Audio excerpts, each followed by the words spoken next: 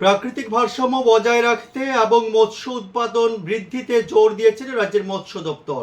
আজ বগাফা মৎস্য বিভাগের উদ্যোগে জোলাইবাড়ি মুহুরী নদীর কলসি ব্যারেজে মাছের পোনা ছাড়া হয়।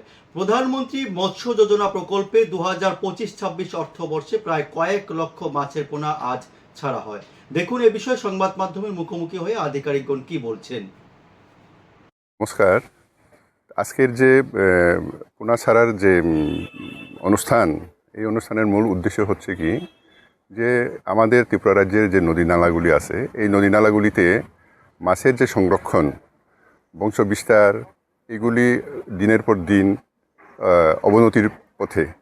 সেইখানে ত্রিপুরা সরকার তথা ভারত সরকারের একটা যে পরিকল্পনা যে সারা ভারতবর্ষের নদী নালাতে যাতে দেশীয় মাছগুলি প্রজনন করতে পারে, যদি প্রজনন হয় তাইলে পরে এটা সংরক্ষণ হইব, বংশ বিস্তার করব। পাশাপাশি আমাদের যারা দুস্থ মৎস্যজীবীরা আছেন তাদের জীবন জীবিকা নির্বাহ কিন্তু পুরোপুরিভাবে উন্মুক্ত যে নদী নালাগুলি আছে এই নদী নালাগুলির উপর নির্ভরশীল।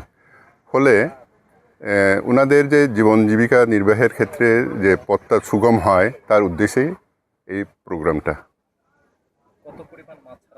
আজকে মোট 2,59,000 মাছের চারাপোনা, রুই, কাতল, মৃগেল, এই তিনটাই বিশেষ করে এটার সঙ্গে জাপানি পুঁটির একটা পার্সেন্টেজ আছে। এখানে 3-2 লাখ। এটা মূলত প্রধানমন্ত্রী মৎস্য সম্পদা যোজনার অঙ্গ হিসেবে এনএফডিবির থ্রু থেকে এটা পরিচালনা হয়।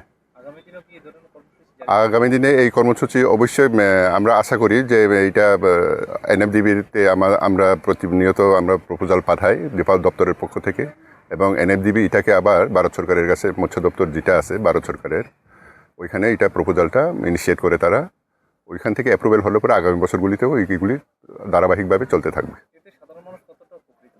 এটা সাধারণ মানুষরা এখন এখানে এসে যা শুনতে পারলাম যে যথেষ্ট পরিমাণে তারা উপকারে আছে তাদের এই যে উন্মুক্ত জলাশয়ে মাছের চারাপোনা যে মজুতকরণ হয়, এবং পাশাপাশি বিভিন্ন সময়ে ব্যারেজের জল যখন ছাড়া হয় তখন আনন্দের সহিত এলাকার লোকজন, বিশেষ করে কলসির লোকজন এইগুলিতে অংশগ্রহণ করে।